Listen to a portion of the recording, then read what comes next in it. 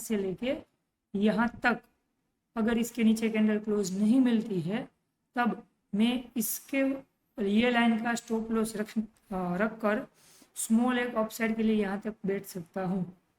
अगर market gap down open होता है और यहाँ से लेके यहाँ तक कहीं पे भी मार्केट आता है और मार्केट एक बुलिश कैंडल एक क्रिएट करता है तो मेरा स्टॉप लॉस यहाँ तक रह सकता है और मेरा एक जो टारगेट स्मॉल टारगेट रहेगा वो यहाँ तक का है मुझे मिल सकता है। ठीक है।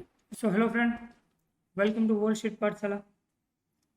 तो अभी फिलहाल जो हमने आपको वीडियो प्रोवाइड किया था कल, ठीक है, 6 नवंबर को हमने वीडियो आपको जो यूट्यूब पे दिया था जिसमें 7 नवंबर को कैसे ट्रेड करना है उसके बारे में। तो आज मार्केट ने जो मोमेंटम दी है काफ़ी अच्छा मोमेंटम दिया हुआ है, अप और डाउन दोनों जिगजैग काफ़ी अच्छा दिया हुआ है।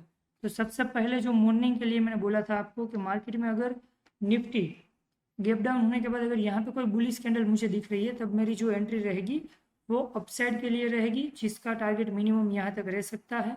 तो मार्केट ने एक मॉर्निंग में भी अच्छा खासा मूवमेंट यहाँ से अपसाइड के लिए दिया हुआ है। यहाँ से मार्केट ये रेजिस्टेंस तक नहीं गया हुआ है, उसका रीज़न भी मैंने कल आपको बताया था कि ये जोन काफ़ी बड़े हैं। तो ऐसी गुंजाइश है कि मार्केट में हमें जो अगर टारगेट में जो स्टॉप लॉस हमारा रहेगा उसको ट्रेल करना पड़ेगा। बाकी ओवरऑल मार्केट ने ये हमारे सपोर्ट जोन से ही सपोर्ट लेने का ट्राई पूरा दिन तक किया है और मार्केट एक नॉर्मल मीडियम रेजिस्टेंस के आसपास में क्लोजिंग दिया हुआ है। तो हो सकता है कि मार्केट हल्का सा गैप अप करे और यहाँ से ऊपर कैंडल क्लोज नहीं देगा, तब मैं यहाँ से सिर्फ एक बेरिश कैंडल दिखने पर भी स्मॉल स्टॉप लॉस स्ट्रिक्ट मतलब अगर सेलेक्ट होता है मैं इमीडिएटली स्क्वायर ऑफ कर दूंगा। स्मॉल स्टॉप लॉस स्ट्रिक्ट रखने के साथ में डाउन साइड के लिए यहाँ से सोच सकता हूँ। अगर मार्केट यहीं से गिर जाता है तो मिनिमम मुझे यहाँ तक का टारगेट मिल सकता है जो है 43,700 के आसपास। ठीक है। और अगर मार्केट पहली कैंडल इसके ऊपर क्लोजिंग मिल जाती है तो as it is bank Nifty में आप देखोगे, बैंक निफ्टी में भी मैंने बोला था कि अगर मुझे यहाँ पे कहीं पे मार्केट मिल रहा है और बेरिश कैंडल कोई दिखती है या तो इसके ऊपर मुझे क्लोजिंग नहीं मिलता है तो मेरी एंट्री जो रहेगी वो डाउन साइड के लिए रहेगी जिसमें टारगेट मेरा मिनिमम 43,700 के आसपास हो सकता है। तो मार्केट एग्जैक्ट 700 के आसपास आके ही कैंडल पूरा कंप्लीट करता है, यहाँ पे थोड़ा टाइम स्पेंड करता है, हमारे सपोर्ट पे आके मार्केट ने हल्की सी अप मूवमेंट दी है। उसके बाद यही जोन से मार्केट ने टाइम पास करने के बाद एक अच्छा खासा अप मूवमेंट देके हमारे रेजिस्टेंस जोन तक मार्केट गया हुआ है। ठीक है। सो ये जो मोमेंटम है वो भी काफ़ी एक अच्छी खासी मूवमेंट थी। एक्चुअली ये मूवमेंट यहाँ तक की जो है वो प्रिडिक्ट नहीं किया हुआ था हमने, क्योंकि गुंजाइश ऐसी थी कि मार्केट अप्रोक्सीमेट भी अगर डाउन कहीं पे आता है अप आता है तो हो सकता है वो ये या ये कैंडल तक आ सकता है, लेकिन यहाँ से जो मोमेंटम मिली है वो काफ़ी एक अच्छी अप मूवमेंट यहाँ से मार्केट ने दिया हुआ है जो 200 पॉइंट का था। ठीक है। सो ओवरऑल मार्केट हमारे सपोर्ट और रेजिस्टेंस के आसपास चला है और ओवरव्यू के मुताबिक भी मार्केट काफ़ी अच्छा मोमेंटम दिया हुआ। सो अब आगे देख लेते हैं मार्केट में किस तरह से हमें कल काम करना होगा और कहाँ पे सपोर्ट रेजिस्टेंस मिल सकता है। हेलो गाइस, 8 नवंबर को अगर हमें ट्रेड करना है तो निफ्टी बैंक निफ्टी में कहाँ पे सपोर्ट रेजिस्टेंस मिल सकता है और मार्केट का ओवरव्यू क्या है वो देख लेते हैं।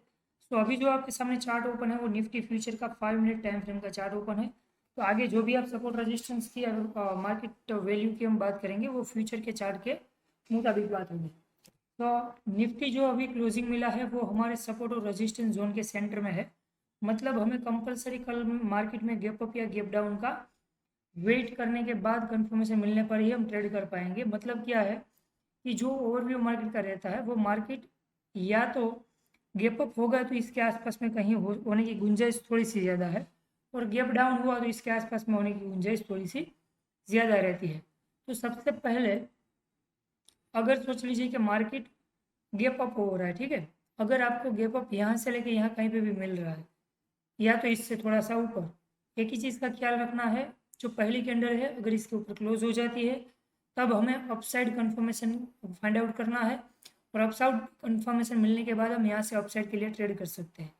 लेकिन एक चीज़ ध्यान रखना है, 19,530 से ऊपर जब आप अपसाइड के लिए ट्रेड करते हो तब जो आपका रेजिस्टेंस है वो स्ट्रॉन्ग रेजिस्टेंस नियर अबाउट आने की प्रोबेबिलिटी बढ़ जाएगी। तो आपको जो आपका ट्रेड करना होगा अपसाइड के लिए उसमें स्टॉप लॉस को ट्रेल करने पे ही ट्रेड करना होगा और 19,600 के आसपास से हमें एक स्ट्रॉन्ग रिजेक्शन मिलने की गुंजाइश काफ़ी ज़्यादा है।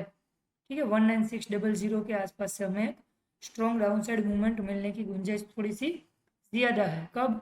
अगर मार्केट इसके ऊपर कैंडल क्लोज करने के बाद कोई बुलिश कैंडल कंफर्मेशन देता है तब। और अगर मार्केट यहाँ से लेके यहाँ तक कहीं पे भी गैप अप ओपन हो रहा है और फर्स्ट कैंडल इसके ऊपर क्लोज नहीं हो पाती है, तब जो मेरा ट्रेड रहेगा वो यहाँ पे स्टॉप लॉस रखने पे डाउन साइड के लिए रहेगा। ठीक है, यहाँ का मेरा स्टॉप लॉस रहेगा अगर कैंडल इसके ऊपर क्लोज नहीं मिलती है तब। और मेरा जो ट्रेड रहेगा वो डाउन साइड के लिए रहेगा, उसमें मैं स्टॉप लॉस ट्रेल करने के बाद जहाँ तक मुझे टारगेट मिल रहा है वहाँ तक मैं ट्रेड को कंटिन्यू रख सकता हूँ।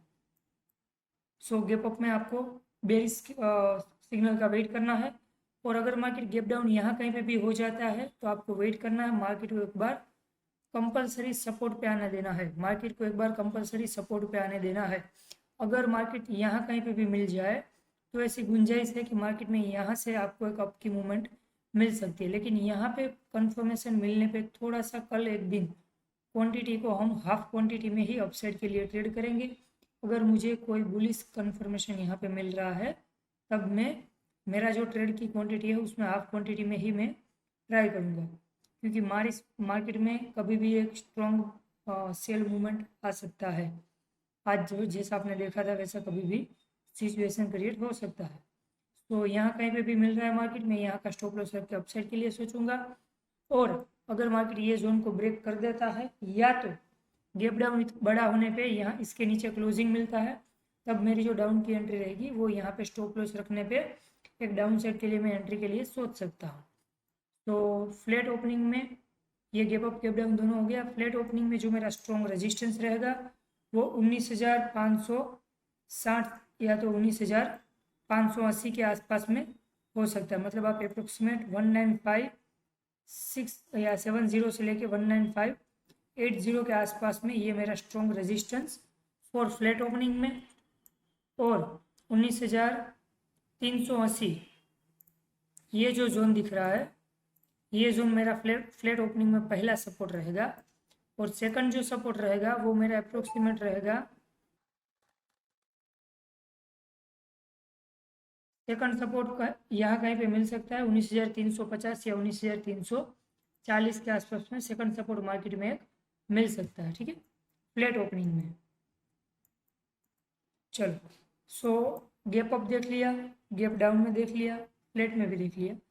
और ओवरऑल फिर से रिपीट कर रहा हूँ, 2 दिन पहले भी बोल रहा था, कल भी बताया था, जब तक 1 डे की टाइम फ्रेम में मार्केट जो मैंने आपको वैल्यू बताई है वो वैल्यू के ऊपर क्लोजिंग नहीं होता है तब तक थोड़ा अपसाइड के लिए जो लॉन्ग ट्रेड लेने वाले लोग हैं वो थोड़ा केयरफुल होकर ट्रेड लीजिए।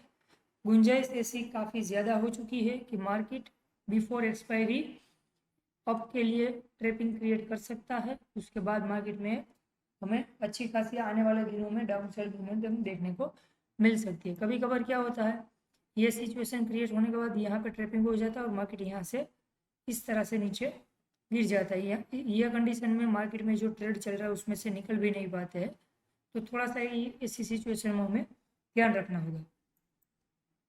तो और भी मेरा फिर भी अभी भी फिलहाल मार्केट जहाँ पे जा रहा है, जब तक 19,600 के ऊपर 1 डे की कैंडल क्लोज नहीं होती तब तक मैं लॉन्ग अपसाइड के लिए प्रीफर नहीं करूँगा। बैंक निफ्टी में अप्रोक्सीमेट जो मोमेंटम मिली है वो भी हमारे सपोर्ट और रेजिस्टेंस जोन के एग्जैक्ट सेंटर में यहाँ पे मिली हुई है।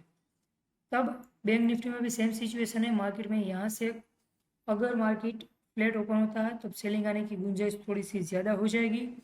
और अगर मार्केट यहाँ से गैप डाउन ओपन हो जाता है तब हम ट्राई ऐसा करेंगे कि 930 तक अगर मार्केट में कल स्ट्रॉन्ग मूवमेंट हमें गैप अप वाली नहीं दिखती है तब 930 तक हम ट्राई करेंगे कि कॉल साइड मतलब अपसाइड के लिए ट्रेड ना करें। अगर 930 के बाद हमें कोई मोमेंटम दिख रही है तब हम जाके कुछ कंफर्मेशन के साथ अपसाइड के लिए सोच सकते हैं, लेकिन 930 तक हमें थोड़ा सा केयरफुल रहना है कि अपसाइड के लिए हम ज़्यादा क्वांटिटी में ट्रेड ना करें।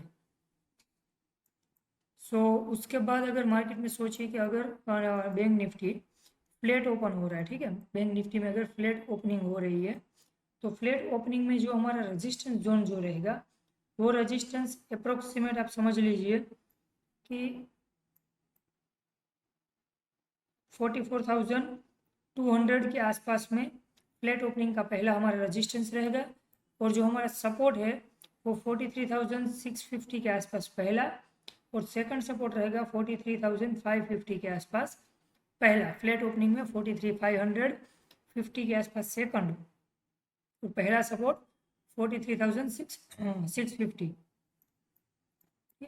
गैप अप में कहीं पे भी गैप अप होता है, इसके ऊपर बुलिश कंफर्मेशन मिलने पे अपसाइड के लिए ट्रेड करना है। जो ट्रेड रहेगा उसमें मैं स्टॉप लॉस ट्रेल करने पे ही यहाँ तक वेट करूँगा। अगर मार्केट बड़ा गैप अप ओपन हो जाता है यहाँ कहीं पे भी तो डाउन आने की इमीडिएटली गुंजाइश बढ़ जाएगी, डाउन आने की इमीडिएटली गुंजाइश बढ़ जाएगी टिल 9:30 तक हो सकता है। लेकिन गैप अप बड़ा ओपन होने पे यहाँ कहीं पे भी मुझे कोई बेरिश कैंडल दिखेगी तो मैं इसका स्टॉप लॉस रखने के बाद डाउन साइड के लिए सोचूंगा। वो तभी पॉसिबल होगा जब कोई पहली कैंडल इसके ऊपर क्लोजिंग ना दे, तब मैं डाउन साइड के लिए सोच सकता हूँ। ठीक है, उसके बाद यहाँ पे आप सोच लीजिए कि अगर मार्केट यहाँ कहीं पे भी गैप अप ओपन हो रहा है तब हम रेजिस्टेंस लगाने का वेट करेंगे। और मार्केट में अगर गैप डाउन ओपन हो रहा है कहीं पे भी, यहाँ से कहीं पे भी, और बड़ा गैप डाउन ओपन हो जाता है तब हम क्या करेंगे, हम वेट करेंगे कंपलसरी गैप डाउन ओपन होने पे। या तो मार्केट ये जोन के अंदर आ जाता है तब हम छोटा स्टॉप लॉस रखने पे अपसाइड के लिए सोच सकते हैं। और अगर मार्केट गैप डाउन होने के बाद इसके नीचे कोई कैंडल क्लोज मिल जाती है तब मैं बेरिश कैंडल का यहाँ पे वेट करूँगा और डाउन साइड के लिए सोचूंगा। लेकिन प्रोबेबिलिटी ऐसी है कि यहाँ से लेके यहाँ कहीं पे भी गैप डाउन ओपन हो रहा है तो मार्केट यहाँ से एक मोमेंटम दे सकता है। ठीक है, मार्केट एक यहाँ से 43,600 से एक अप मूवमेंट दे सकता है। इसके नीचे कैंडल क्लोज नहीं होगी, ओनली फॉर तब प्रायोरिटी मेरी रहेगी। और यहाँ कहीं पे भी गैप डाउन ओपन हो रहा है तो या तो मार्केट को रेजिस्टेंस पे या तो मार्केट को सपोर्ट पे आने का वेट कीजिए, उसके बाद ट्रेड करना है अप साइड का कंफर्मेशन के लिए यहाँ से डाउन साइड के कंफर्मेशन के साथ। ठीक है, फ्लैट का बता दिया आपको, रेजिस्टेंस और सपोर्ट, और गैप अप में बता दिया है और गैप डाउन में भी तीनों प्रोबेबिलिटी बता दी है। वंस अगेन रिपीट कर रहा हूँ, 9:30 तक थोड़ा हमें केयरफुल रहना होगा, उसके बाद मोमेंटम में कुछ चेंजेस देखने को मिल सकता है। और जो लॉन्ग टर्म अपसाइड के लिए है 44,150 के ऊपर 1 डे की टाइम फ्रेम में कैंडल को क्लोज होना होगा, तभी अपसाइड के लिए स्ट्रॉन्ग अप की मूवमेंट आने वाले टाइम में हम प्रीफर कर सकते हैं। लेकिन तब तक डाउन की मूवमेंट में हमें ज़्यादा अच्छा रिटर्न मिलने की गुंजाइश हो जाएगी। ठीक है, नेक्स्ट वीडियो में मिलता है guys, goodbye, take care.